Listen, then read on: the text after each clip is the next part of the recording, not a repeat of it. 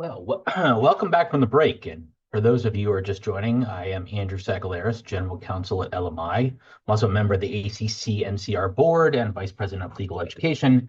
And I will serve as the chapter host for this third session titled Briefing from the Hill, brought to you by our Emerald sponsor, Akin. Please note that today's program is being recorded. All web seminar participants should have received a copy of today's slide in the reminder email. If you didn't receive that email, please check your spam and junk folder. We will also place a copy of the slides in the chat box and you can download them directly. If you still need a copy, feel free to email Janine Wen.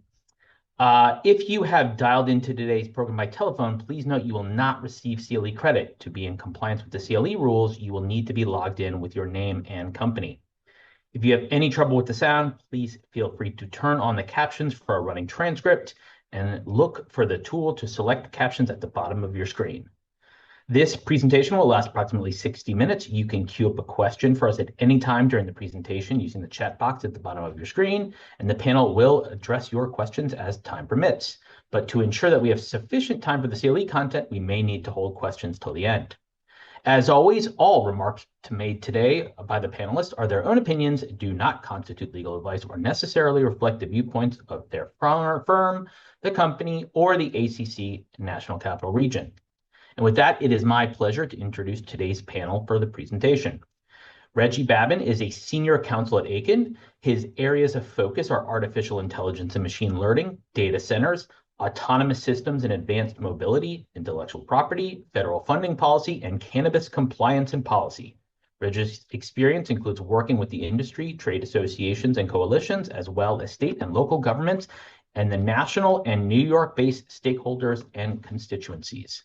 Dave Schwietert is a senior policy advisor at Akin. He brings over 2 decades of distinguished experience in legislative advocacy, regulatory strategy, and leadership across both public and private sectors. His extensive background, which includes senior policy advisory roles for current Senate Majority Leader John Thune, and as Chief Government Affairs and Policy Officer for the Alliance for Automotive Innovation, the nation's largest automotive trade association. This experience positions him as a formidable advocate and strategic leader. David's deep policy and regulatory experience enables him to build consensus and drive effective solutions for his clients. And with that introduction out of the way, let's begin today's presentation. Thank you, Andrew, and thank you everyone for joining us.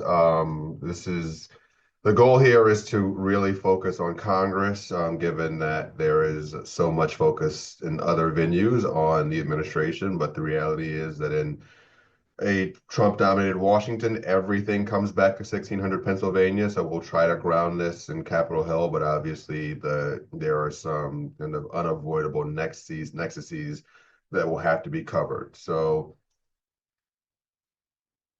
we've already done the intros. Again, for those of you who have not been paying attention, who were not tuned into the election, I can assure you that President Trump won. He has since been installed as the 47th president, and it's been a bit of a slow start. There hasn't really been much going on in the first 100 days, but we'll try to cobble together bits and pieces to give you enough useful content over the next hour or so. And here, just a brief overview of the topics. We'll start by doing a bit of a political overview, giving you a lay of the land in terms of the post-election landscape, but also looking forward to the midterm, which is really dictating a lot of what's going on now, touching on trade and tariffs, which is obviously impacting every corner of the domestic and global economy, budget reconciliation and tax reform, which is dominating the legislative agenda, and then touching on geopolitics, immigration technology, and other issues that have been at the forefront in this first 100 days. And with that, let's dive in. Great. Thanks so much, Reggie. It's great to be with you and appreciate ACC, Andrew, for your introduction. In fact, anytime I can partner with Reggie as we do presentations, it's always a win. And just to show how bipartisan I am, Reggie, I put on a blue tie for you today. So as Reggie noted, as we walk through, some of the key issues, not just that the country and Congress and the administration are faced with, it's really important if we kind of rewind and look back a little bit to last fall's election. And as Reggie said, obviously with the president being sworn in January, assuming the 47th presidency, it's also important to remember where the composition of that vote really came from. So up on screen is just a reminder for purposes of both the Electoral College votes, 270 needed to win. Of course, the president secured 312. And then on the popular vote side, I think it's also important to just generally reflect on the margins as it relates to his race against Vice President Harris. So the color coding, I think, is really important. I know, Reggie, we're going to talk about this a little bit later in terms of certain things that were projected to happen, whether it was a blue wall that was potentially going to result in Vice President Harris winning the election, didn't materialize. But I think, this map is a really useful indicator of kind of the pulse of the country as it relates to just the general vote as we look at the current administration and activities in Congress. The next slide, I think, is also really instructive, separate and apart from the presidential outcome. And that's really the composition of Congress. So obviously, the president, President Trump, being sworn into office was also coincided with the House maintaining its Republican majority. Earlier this year, it was effectively a two-seat majority that's expanded slightly. And I know Reggie was going to speak to this. There's actually, with 435 seats in the House, there's actually two vacancies right now. And Reggie, I think you were going to give some perspective on those races looking ahead. Yeah, Representative Rahul Grahova of Arizona and Representative Sylvester Turner of Texas both passed away earlier this year and have left those seats vacant. They will not be filled until September in the case of the Arizona seat and November in the case of the Texas seat, which is critically important. And we're going to get into this later, but with this razor thin majority, House Republicans are currently working on a significant legislative package that is in a lot of ways going to define not only the second Trump administration from a legislative standpoint, but also this Republican Congress. And so those two seats, regardless of the circumstances through which they've come open, have given some additional leeway that has proven to be, if not critical, then certainly significantly beneficial. Thanks, Reggie. And I think this is going to be something that kind of filters through our discussion today, and I'm sure with some questions that we'll take. Effectively, the House Republicans have a trifecta with the Senate majority, which we'll speak about in a little bit, as well as President Trump. But the House majority currently stands only at 4 seats with 2 vacancies. So it just shows you how narrow things are as we're talking about trying to find agreement within either the Republican caucus or agreement across the aisle. Now, if we switch to the other side of this slide, I think it's also important that because of the November election, the Senate went from a Democrat majority to a Republican majority, 53-47. And Reggie, as we really transition to the next slide, I think that's important because as much as people might be talking about President Trump and the Republican trifecta between the White House, the House, and the Senate, some people say, well, this is 4 years for the Trump administration to effectuate their policies. And in reality, as much as some folks may not pay attention to the political cycles, we're only 17 months away from the midterm 2026 race, which will ultimately decide whether those Republican majorities in the House and the Senate are maintained or whether or not, and I guess conventional wisdom in modern times have shown that an incumbent president has a very difficult time of holding on to majorities, whether it's a Democrat majority or a Republican majority. So a lot of our discussion today is going to be talking about a lot of administrative actions, legislative and regulatory efforts.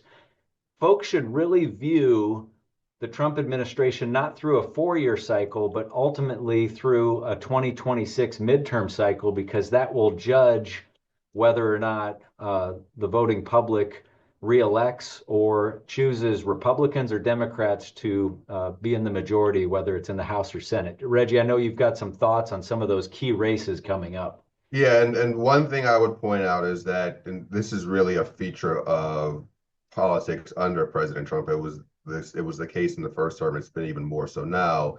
There tends to be this sense of, if not invincibility, then kind of significant unencumbrance. Like there's a belief that the president had, there are no checks, there are no balances, there is nothing that can impede whatever his agenda may be. And that's understandable to the extent that, obviously, from a media perspective, President Trump dominates the media landscape in a way that no other president has or does.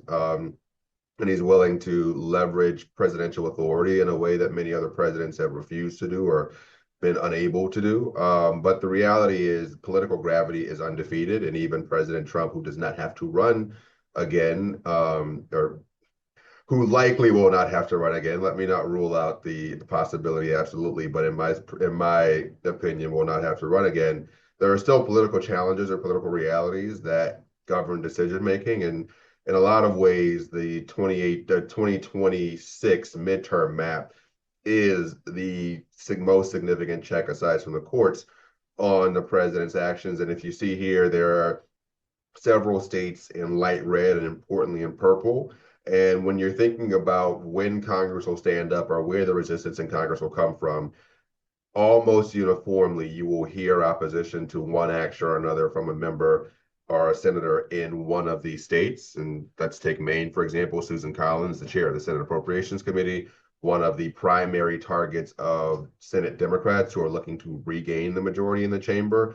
She and someone like Senator Tillis from North Carolina, who's also expected to be in a difficult race, are two people that you are most likely to hear expressing concern, if not outright opposition to one presidential action or another.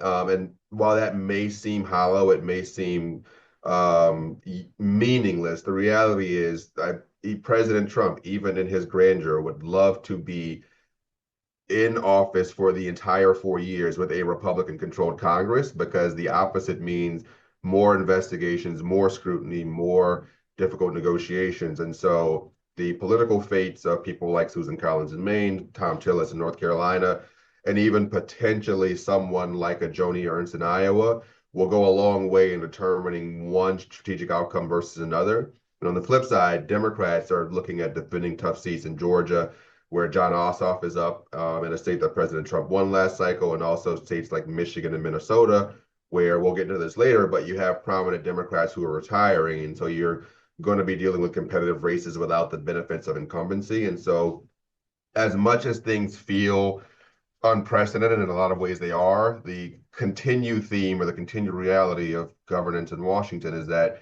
political gravity is the most powerful force in town. And ultimately, this map is going to go a long way in determining both the legislative and the regulatory agenda, because the one thing that all elected officials, President Trump included, want is to win the next race. Reggie, thanks so much for that. I think for folks that maybe don't follow politics as much, those last three slides are really going to be useful graphics as you kind of monitor things in Washington. Obviously, there's more Republican seats up in the Senate this coming cycle than Democrats, but as Reggie said, not all races are created equal, and that's why you're going to want to look at those handful of states that Reggie underscored. Now, and just before we switch, Dave, just a helpful tip for those following: the more you hear Democrats talking about turning Texas blue, the more difficult the map is for Democrats. And so you'll know how good Democrats feel about their fate by how much they are highlighting Texas as a potential opportunity for a pickup. The more you hear about the race in Texas, the more likely it is that Republicans are going to maintain control. Just a helpful rule of thumb. Thanks for that, Reggie. You know, we talked about just kind of the fast-paced nature. I know, Reggie, you made a joke in terms of, not much going on in Washington or with the administration, but, so far this year, the way that I've tried to encapsulate the relationship between the Trump administration and Republicans in the House and the Senate majorities is effectively it's almost a symbiotic or a codependency, because so much of what the administration is doing is impacting members of Congress or their states and constituencies back home.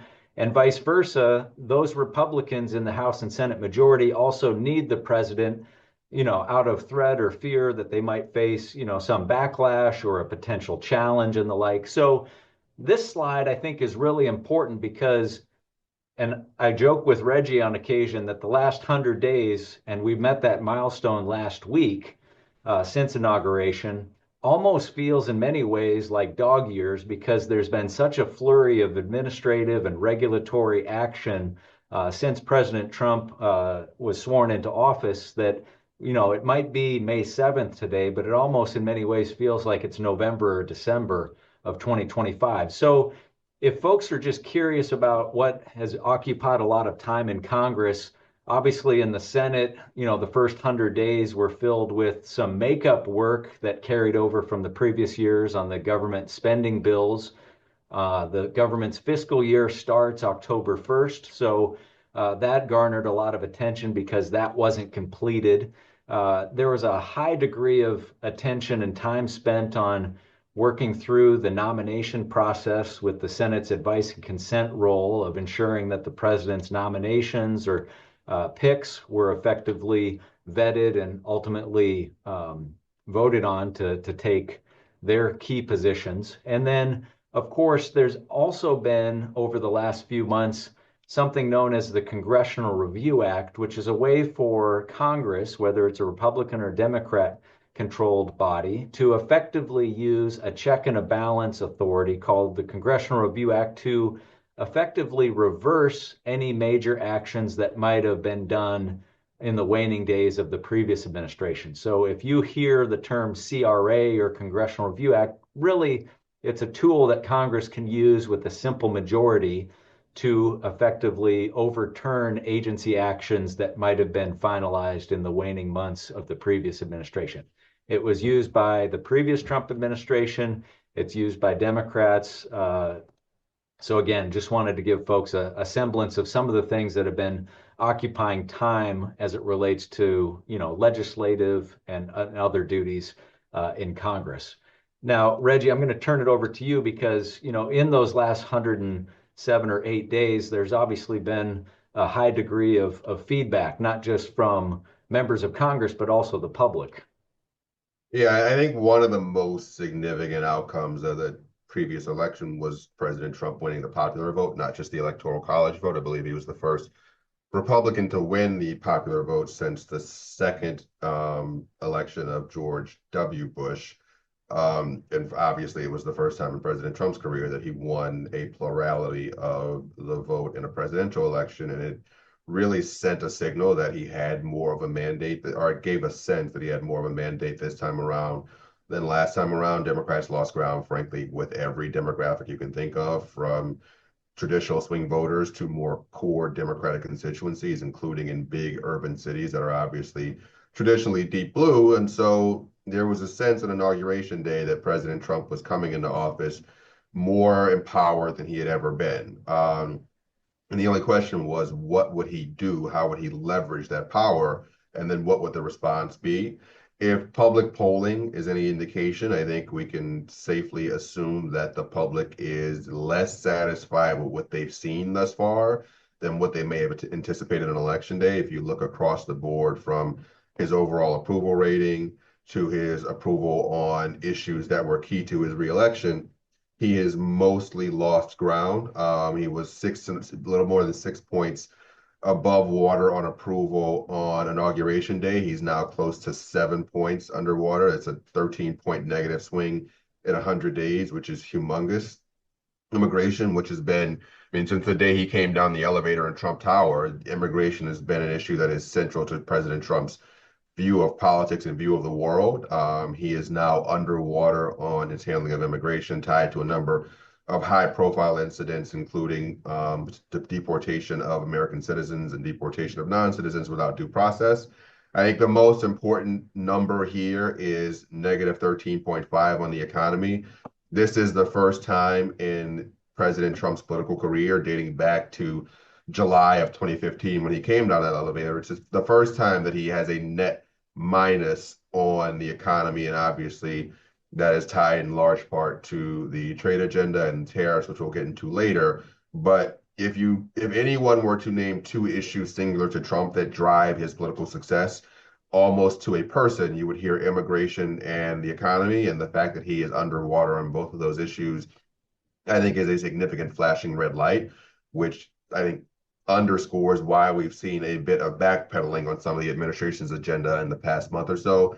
And then inflation, which is, I think, inarguably one of the driving factors in the previous administration or the previous election, frustration with rising prices under President Biden in a lot of ways fueled President Trump's return to the scene.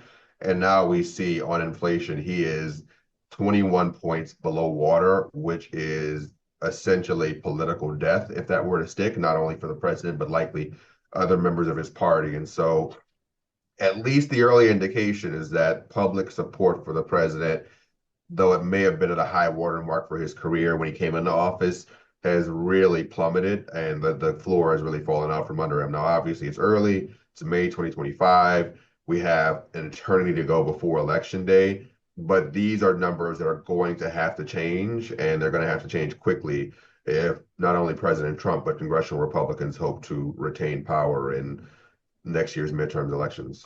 And so, on the question of retaining power, there's the open question as to how Democrats take advantage of that perceived weakness and use it to their advantage to return to power. The reality is, as unpopular as President Trump may be, particularly relative to where he was a few months ago, congressional Democrats in particular are still viewed more unfavorably than the sitting president. And while there may be some advantage to be gained in leveraging the president's weaknesses, there are still core weaknesses that Democrats have to address in their own public perception, their own brand perception, if they are going to return to power. And so that's led to some really extensive soul searching and some open questions. I think the most prominent of which is, how do Democrats respond to President Trump? If you remember, in 2017, there was an almost immediate kind of public display of resistance. In fact, it came to be known as the resistance, capital T, capital R. The day after Election Day, there was the Women's March and the millions of women across the country who took to the streets to express their dissatisfaction. And that went all the way through to the post-George Floyd protests in 2020 during COVID lockdowns. There has been obviously protests, or have been protests in the past 100 days. I don't think it's anywhere near what we saw in the first Trump term. And I think that may be reflective of the fact that, one, he is more popular now than he was then, or at least he has been up until Liberation Day. And then two, Democrats are questioning whether a strategy of outright resistance is actually the way to go. The reality is, and just to be glib about it, many Democrats currently in Congress and many Democrats who weren't in Congress in 2020 essentially experienced what they would say is the president sicking a murderous mob on the U.S. Congress, assumed that that would lead to him being banished from politics forever, and then watched him come back more powerful than ever. That leads to some real serious questions as to what the president is offering that the American public wants relative to what Democrats are offering that they reject. And so you've seen this attempt to wrestle with the Democratic brand, where it's gone in recent years, and whether and to what extent it needs to be retooled to appeal to particularly working class and minority voters who have traditionally been in the Democratic coalition, who have migrated over to the Republican Party in recent elections, particularly those working class Black and Hispanic communities that have been reliable Democratic voters that have swung, in the case of working class Black voters, moderately to the right, in the case of Hispanic voters, significantly to the right. Democrats are going to spend a lot of time this year and next trying to figure out what they can do to win back those voters. And a part of that effort is, frankly, wrestling with the generational divide that exists within the party. I don't think I need to remind most folks on this call of the former president's performance during the first debate between Biden and Trump last year, and how that led to this kind of opening of a public conversation that had been kept private as to whether President Biden had been deteriorating behind the scenes and whether Democrats worked to cover it up. And that spilled over into broader frustrations among both elected Democrats and also Democratic activists as to whether the old guard, quote unquote, of the party is standing in the way of new leadership that can better connect with modern voters. And so we've seen in recent months some pretty high profile retirements. People like Senator Dick Durbin, who was the longest serving Democratic whip in congressional history, announced recently that he is retiring, which is opening up a very contested Democratic race in Illinois and also a race for the next generation of Democratic leadership in the Senate. Senator Gary Peters in Michigan is stepping aside, which is going to open up a seat in a very competitive race. And then you go over to the House side, someone like Jerry Connolly from Virginia, who was the top Democrat on the House Oversight Committee, which is a very high profile committee, one where the party standard bearer needs to be able to make a forceful case to the American people on one issue or another. There was talk about someone like Alexandria Ocasio-Cortez trying to succeed him in that seat. She has since now she's not running, but someone like Jasmine Crockett from Texas, who was younger in her early 40s and is the vice chair, vice ranking member of that committee, is expected to pursue that purge. So I think we'll see really over the next 18 months a real effort from younger Democrats to kind of step up and fill that void on messaging, on policy, on communicating a vision to the American people that is more digestible to the electorate as it exists today. And this tension between older, more entrenched members as to whether they should step aside or whether they should leverage their experience to try to steer the ship through turbulent waters. And the way those questions shake out is going to go a long way in deciding Democrats' fate in November of next year. Reggie, I really appreciate kind of that perspective. Obviously, if folks were looking back to some of those polling numbers, in some ways there might be a more recent drop for the president or certain reactions, but in many ways it shouldn't really come as a surprise to many folks, because whether it's immigration or whether it's the economy or whether it's other key priorities, the president, I think, likes to remind everybody that he was very clear about his desires to seek solutions as it relates to a host of key issues. Some folks might quibble with the manner in which he's carrying out some of those goals or objectives, but in many ways, he clearly articulated during the election, after the election, what he planned to do related to a host of things. And as we get into trade, I think that's certainly the case. So, I think the president regularly likes to say promises made, promises kept, as he tries to effectuate some of those goals or objectives as it relates to his administration. So on the next slide, I'm going to give some background, and we can drop into trade, tariffs, and some of what's been going on. We talked about how the U.S. Senate has been working at the start of the year to effectively confirm or approve the president's key cabinet picks.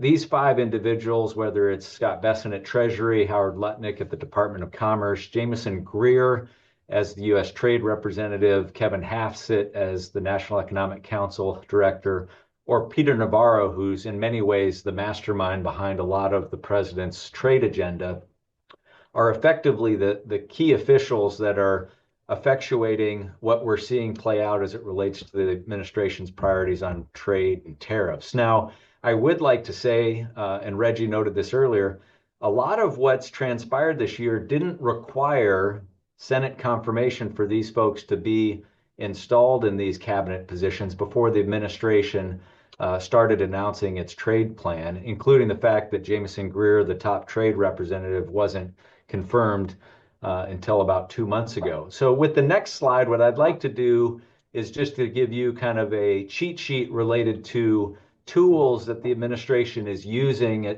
to effectuate changes in trade policy, which is another way for the U.S. and the president to try to renegotiate trade deals, have better terms of those trade agreements, and or try to effectuate the balance of trade between the U.S. and other countries or regions. So IEPA, it's a mouthful, is effectively a tool that the president used. It's an emergency authority that he exercised as it related to the Canada and Mexico and China related to drug trafficking, fentanyl, and border security. So that's an authority and an unconventional authority that the president has used to start negotiations. Section 301 is an authority that the U.S. Trade Representative can utilize for purposes of trying to investigate foreign acts or practices that might impact or restrict trade.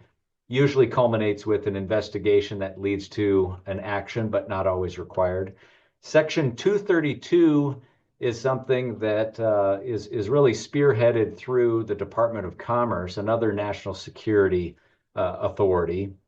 And then, of course, there's other provisions that can be used as the president uses kind of a toolbox approach as it relates to trying to renegotiate or create better terms. On the next slide, I'd like to just give a summation related to kind of where certain actions fall into different buckets. Obviously, I talked about the IEEPA fentanyl tariffs that were put in place related to concerns about fentanyl trafficking between US and Canada, US and Mexico, as well as China. That authority installed tariffs right out of the gate. There's also been additional Section 232 tariffs put on steel and aluminum, as well as automobiles and automobile parts. And then more recently, in the last month, the president backed off of what was his IEEPA reciprocal tariffs, which resulted in a 90-day pause, but a 10% tariff being applied across the board as the U.S. Seeks to negotiate better terms with other countries. So right now, there's active 232 investigations on timber, lumber, copper, critical minerals, semiconductors, pharmaceuticals, and heavy trucks. So it gives you a perspective of some of the things that could be coming in terms of additional tariffs that would layer on top of existing tariffs. And then, of course, as I said earlier, the president instituted a few weeks ago a 90-day pause to grant his administration the ability to kind of prioritize discussions to negotiate tariff rates that would increase for certain countries anywhere from 15, 20, 45, and increased percentages thereafter. So on the next slide, Reggie, it's a good graphic to give you a perspective of the authorities that the president is using, the countries or regions that are impacted, as well as some of those investigations that I talked about. So again, this is a good chart just to give you a semblance of things. The president has made very clear that no country is effectively immune as it relates to the potential for tariff actions. In his words, this is a way to ensure that more things are being produced and that the U.S. isn't being taken advantage of as he tries to reprioritize or position the trade balance between imports and exports from the U.S. and other countries or regions. Reggie, I think on the next slide, if I could, I'd like to just transition before you, I think, take over. Let's just also remember that a lot of the tariffs that have been put in place have been frozen at or around 20%, but there's also other tariffs that layer. But when it comes to China, China's effectively not being frozen at 10%. In fact, the president, in terms of retaliation, has increased those tariff rates. So it was 10% with fentanyl that we talked about at the beginning, plus a revision to fentanyl with a retaliation, plus a reciprocal tariff that was going to add another 34% to China imports. And then, of course, the retaliation that boosted those baseline tariffs on China imports to 145%. There's also actions being taken by the administration to eliminate what is known as the de minimis exemption for imports from China under $800 that now are subject to additional tariffs and screening by the Custom and Border Patrol. So again, this is one of the areas, because of the trade imbalance and the reliance on imports from China, that is probably subject to the greatest degree of impacts. There's been a lot of sectors and industries that have obviously expressed concern to the president in terms of what this could mean to the economy. And Reggie, I think some of the polling numbers that you cited earlier are a direct reflection, not just to the China tariffs, but also the potential shock that some of the administration's actions have had on industries, on manufacturing, or generally as it relates to the stock market, which obviously has swung a little wildly in reality or in reaction to some of the president's decisions. So hopefully that gives folks a semblance of some of the key priorities the administration's been moving forward with. I would say, as I transition, Reggie, to your thoughts, nobody should expect trade and tariff priorities to effectively go away. I think this is something that's going to be lasting through the course of not just the next 2 years to midterm elections, but for the duration of the administration's 4-year term. So again, a lot is riding on this 90-day pause as the Secretary of Treasury, the Secretary of Commerce, and the USTR ambassador, work to renegotiate and discuss with other countries. It's almost as though over the next 70, 80 days, the administration is going to be doing speed tariff discussions with a series of countries. There's roughly 18 or so countries that are being prioritized for the bulk of U.S. trade, about 85%, that will lead to ongoing sequential discussions that will hopefully result in some type of announcements that a framework has been agreed to, or that the U.S. and that country has effectively agreed to different trade terms that are more advantageous. So, Reggie, would love your thoughts, knowing that obviously there's been some pretty stiff congressional responses to a lot of these tariff actions.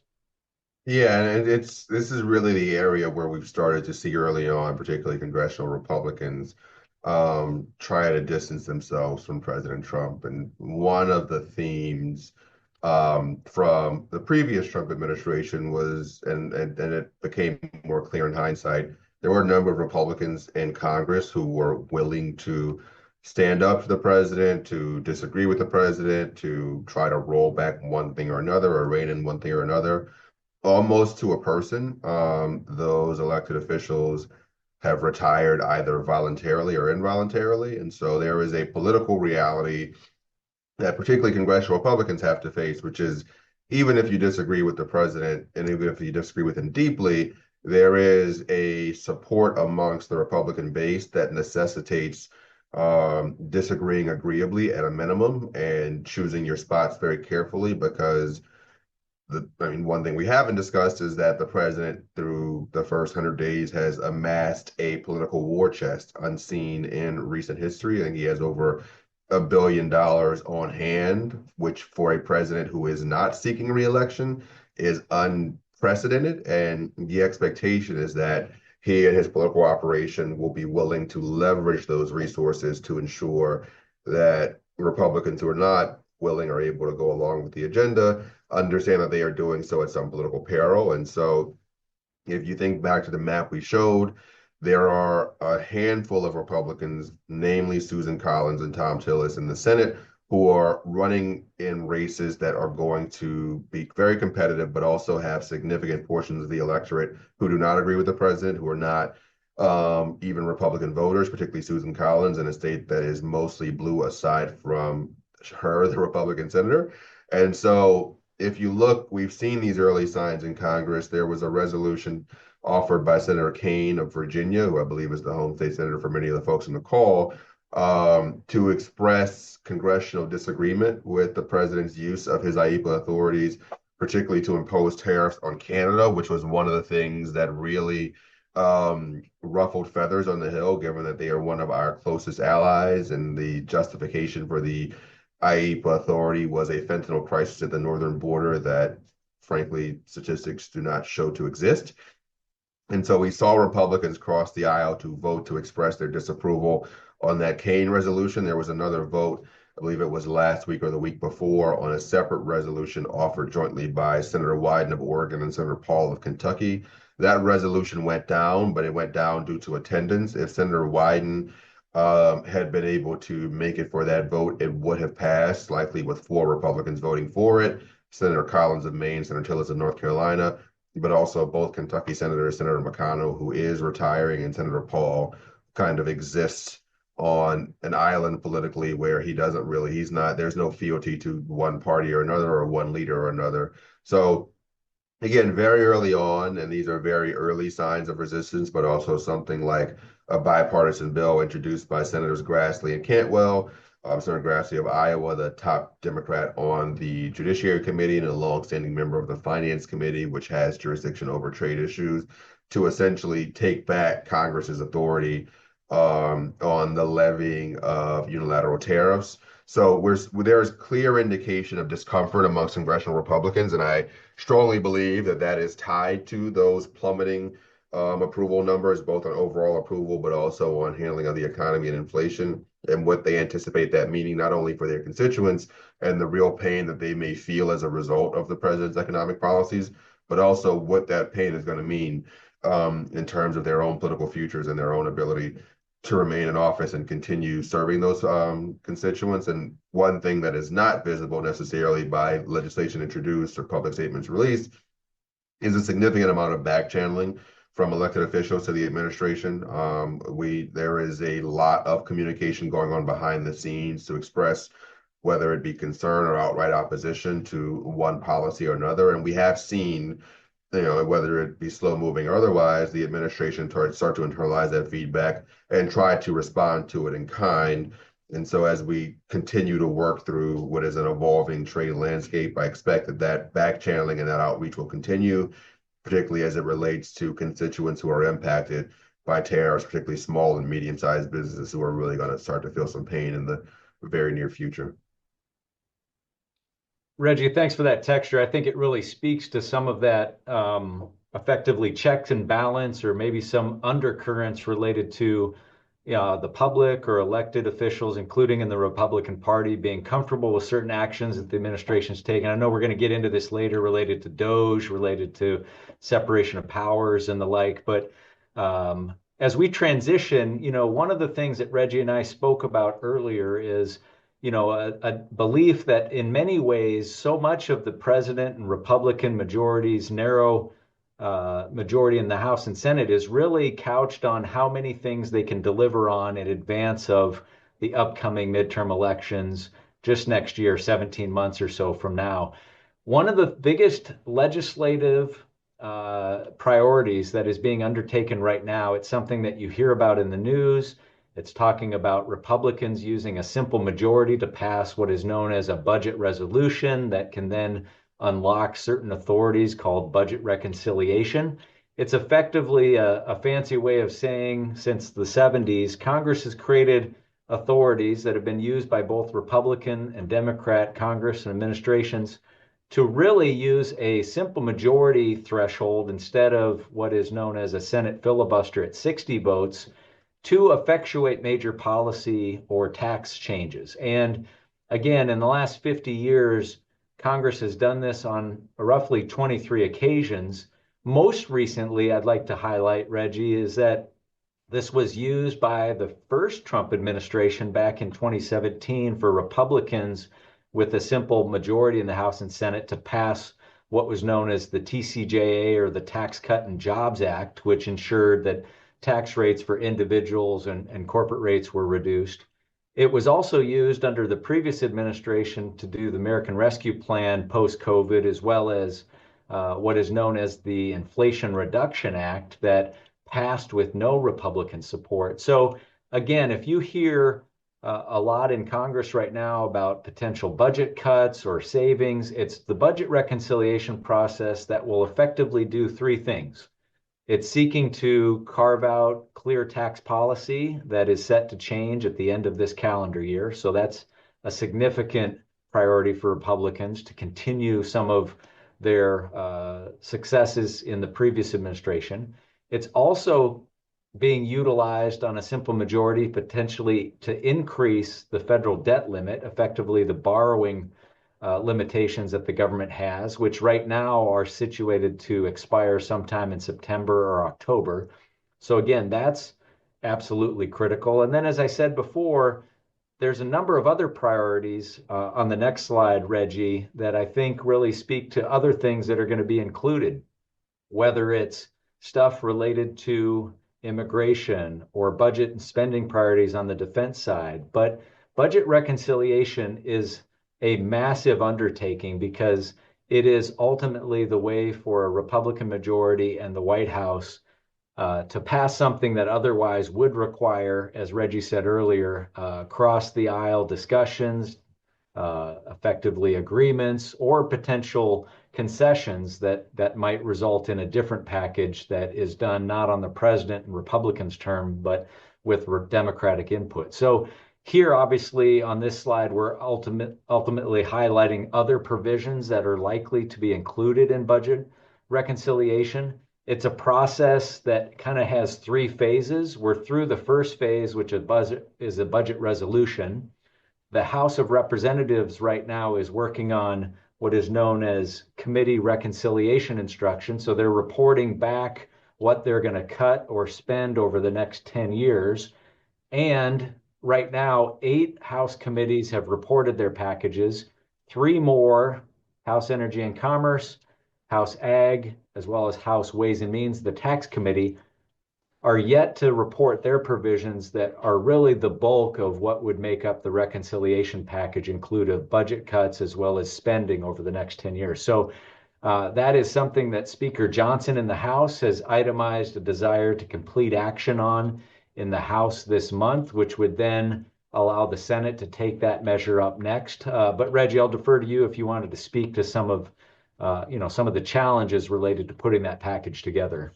Yeah, and before I do that, there's a question in the chat that I'll read really quickly. Is there a tracker of how much has been spent so far with all of the litigation prompted by this administration impacting the budget and tax dollars?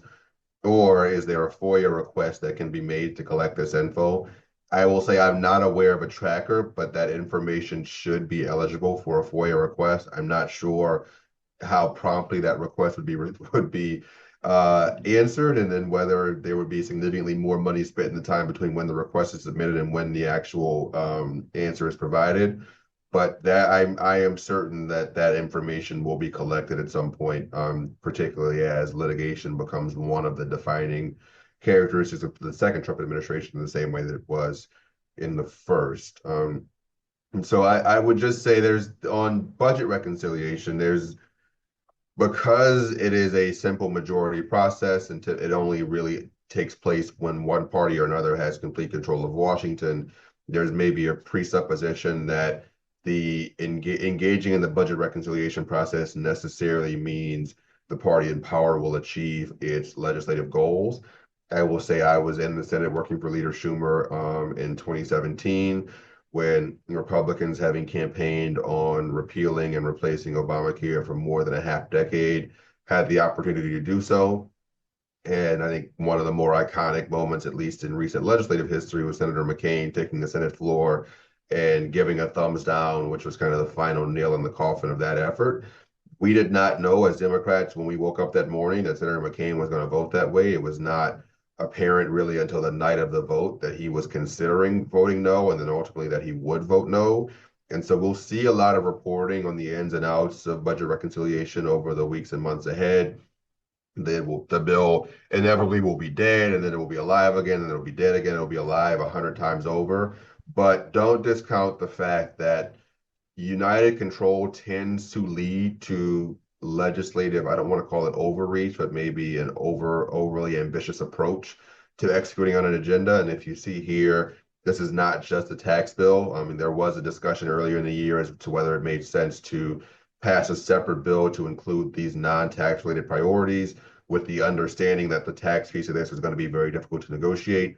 The challenge is if you take issues like energy, immigration, and defense off the table, you essentially disincentivize more conservative, more hawkish Republicans on budget issues to vote for the tax piece of this, which is so important to the agenda. And so they have decided to pursue the one big, beautiful bill that has been widely reported on and is frankly causing unimaginable headaches for Leader Thune and Speaker Johnson. And so I think there's pretty broad alignment on energy, on immigration, on defense, and what to do there. The real challenge is going to be how do they pay for it? And then is the means by which it's paid for so off-putting to more moderate members in swing districts, members in tougher states, that they're ultimately unable to vote for it. And that is largely, at least if Democrats have their way, that's largely going to come down to this last bullet, which is Medicaid cuts. The House Energy and Commerce Committee has been instructed to find $880 billion in savings. It is expected that a significant portion of those savings would come from changes to or cuts to Medicaid programs. And we're already seeing this, and I expect we'll see it for the next 16 months. Democrats are going to attempt to make this, and they are going to attempt to shape the public perception that this is an effort to cut taxes for billionaires by cutting health care for poor and working class people. And there was even a CBO report this morning outlining the number of Americans who would lose health care as a result of one proposed policy or another. And so this fight is really going to come down to whether Republicans can find the savings they need to pay for the bill to the satisfaction of more kind of hard right hawkish members, and in so doing, are they able to maintain the support of more moderate members and members in tougher races? And all the while, as they're trying to figure that out, Democrats are going to be screaming a high heaven from the outside looking in that they're cutting Medicaid and slashing benefits for the poor and working class in order to fund a giveaway to billionaires and to special interests. And so the ins and outs of that are going to be very finely negotiated, but that is the reality of the political fight that we're heading towards. And to the extent that this bill is vulnerable and may not ultimately succeed, I think those Medicaid cuts and the perception that, again, the majority is cutting health care for poor people to fund a giveaway to rich people, if Democrats are successful in driving that message home, that is the one lever that I think they have to pull to ultimately tank this effort. And so it's worth watching, one, whether that message breaks through, and then two, whether on the substance and the policy, congressional Republicans are able to figure out a way forward that negates, if not outright eliminates, that argument from the discourse altogether. Reggie, thanks. And if we stay on this slide just for a moment, we've got one more section, so we're right on time. But I can't help but emphasize what's being debated in the House and Senate is absolutely critical. If we look back to that narrow majority, effectively that 4-seat majority in the House, the fact that the tax bill that's otherwise set to expire with individual rates increasing at the end of the year, coupled with the fact that the federal debt limit is also set to expire in the coming months, the stakes couldn't be higher as it relates to trying to thread that needle. And as Reggie said, many of the provisions that Republicans are looking for to, quote, offset or pay for some of their priorities, whether it's on the $150 billion to defense and immigration related border spending, or whether it's on other key priorities, we're watching as there's kind of a give and take. It has to do with also the state and local tax deduction provision that is set to expire that, of course, impacts not only blue states, but in some ways, Republicans in blue states. So these are all the trade-offs that have to be packaged before the House can effectively work to take up that measure. That then would then go to the Senate. Most likely, I will say that many of the savings or cuts that might otherwise be included in the House package may or may not be palatable to that 53 Senate majority that also has to sign off on this package, which could then result in it going back to the House in a different form. So there is a lot of back scenes negotiations, some of which is playing out in the public, some of which hasn't solidified just yet, but the stakes couldn't be any higher related to signature accomplishments from the previous Trump administration, as well as key priorities leading up to the 2026 midterms. So this is something that touches all facets of the U.S. economy. And maybe Reggie, with that, if we could transition, I know we've got some other items to speak to. Yeah, just to drive that point home, if Republicans are able to pass this bill before that Arizona September special election, they can afford to lose 3 votes currently. When TCJA was originally passed in 2017, they lost more than 20 in the House. And so the degree of difficulty here is significant, and there is functionally almost no room for error. And so we've talked trade, we've talked taxes. It turns out there are actually other issues on the agenda. And so we'll try to get through these quickly to leave some time for questions. Obviously, one of the defining themes of the first 100 days here has been a complete reworking of the global political order. Obviously, President Trump has long had views that previous leaders were misguided in their approach to a number of issues, whether it be free trade or defense and foreign aid. And so we've seen a really unprecedented effort by this administration to kind of unilaterally as it relates to other countries, but also unilaterally as it relates to other branches of the U.S. government, seek to reshape the existing order. And so we have a lot of contractors on the call. I suspect you guys have been following the DOGE effort very closely. It's obviously rooted in a long-held view, particularly among movement conservatives, that the federal government has grown too large and that there is largesse, often, I think, unfairly described as waste, fraud, and abuse, and really, I think, more likely just a view that the federal government is extended beyond its constitutional what the founders originally intended for the executive branch to do. So led by former or soon to be former special advisor Elon Musk, the Doge effort has really shaken Washington to its core, to completely rework government spending and government contracting.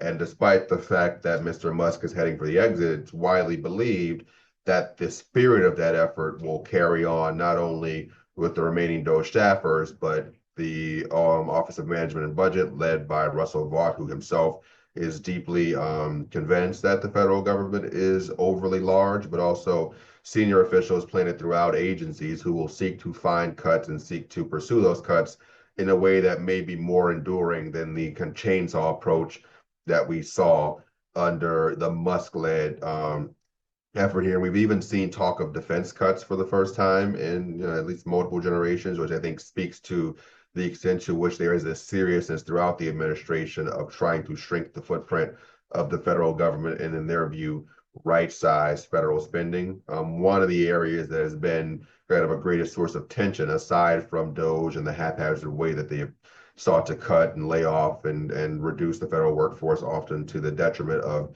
members of Congress' own constituents, is the rollback in foreign aid and what that means for American soft power and our inability to execute on foreign policy objectives without the use of military force. And also, this will not go away for whatever reason, but talk of U.S. expansion, whether by acquiring Greenland or even Canada, if you will, or taking back control of the Panama Canal. And so, in the context of this broader reshuffling on global trade, there have been all these undercurrents of kind of reworking America's role in the world more broadly, which has caused a lot of uncertainty, not only amongst enemies, but amongst allies. And it's really unclear how this all plays out, other than to say that it will likely be much different moving forward than it had been looking backward, if for no other reason than there are kind of unavoidable questions that have been raised about America's reliance, or the ability to rely on America as what had been the world's most powerful ally.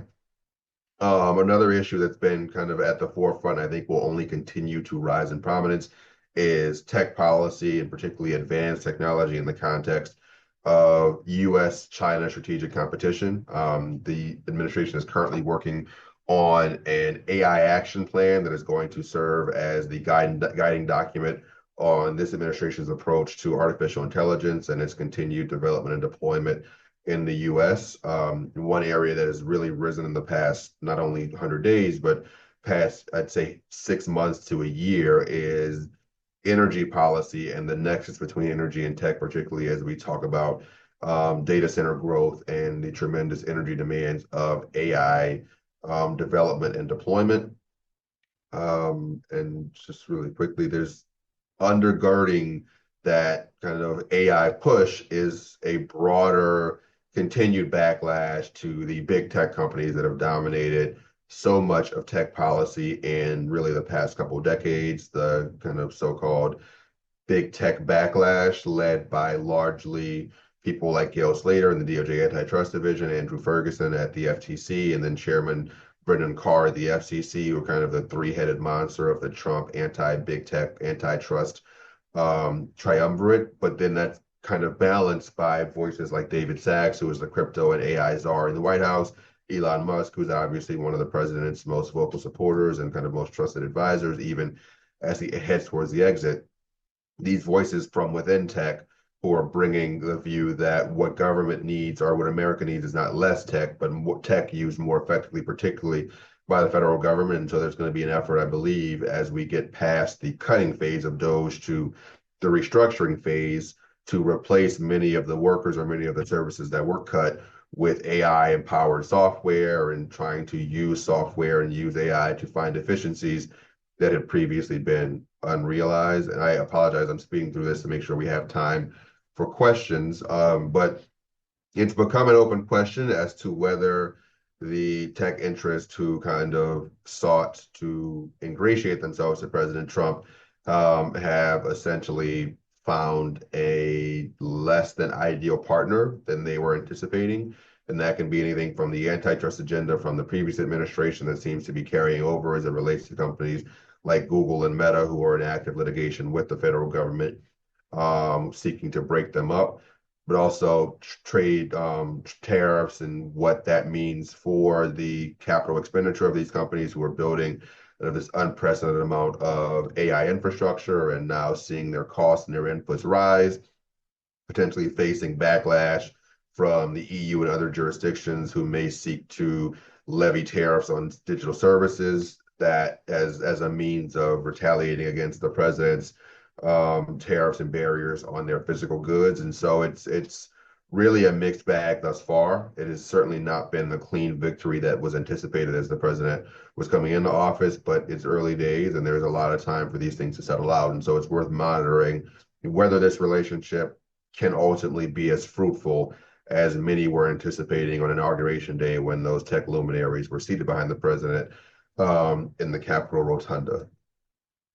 And so I think that leads to really an important question for you all on the call, which is, with all of the chaos and the disorder that we've discussed, what is a company seeking to engage in this Washington and to have success in that engagement to do?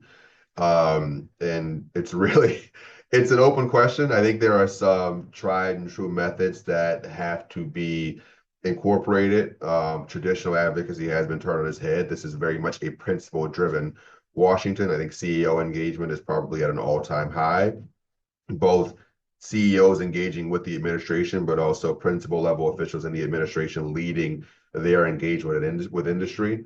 But one of the things that we are advising clients is that you're much more likely to succeed if you show up with an answer than if you show up with a question. In other words, if you know what the administration wants to do, think about a way in which that can be achieved in a way that is not harmful to your company or to your industry or to your business, and then bring that solution to the table as a proposed alternative, as opposed to showing up and telling officials why what they want to do is a problem and they can't do it. If this is the direction they want to go in, try to find a way to row in that direction as opposed to trying to convince them to turn around and change course. And then I think the most tried and true method is identify congressional champions, whether they be issue champions or whether they be your local representatives. Work through those offices is particularly helpful if they are Republicans, but it's not necessarily the only way to do it. And make sure that you have champions on the official side who can communicate to the administration on your behalf to really undergird that direct advocacy and make sure that decision makers and the admin are hearing it from both sides. Dave, I don't know if there's anything else you want to add there. No, Reggie, I'm good. And the other thing that I'm obligated to say is I think the most important strategy for having success in Washington is hiring good help. I will not offer my opinion on what constitutes good help. There's at least one firm in town that I'm very high on, but I'll leave that to you guys to decide. But we do have a number of resources that are available for free to the public for tracking executive orders, for tracking tariffs and some of the trade-related measures. And so please feel free to sign up and kind of stay abreast on everything that's going on. It is nearly impossible to do, but we are trying to do our part to help make sure folks are on top of everything that's going on.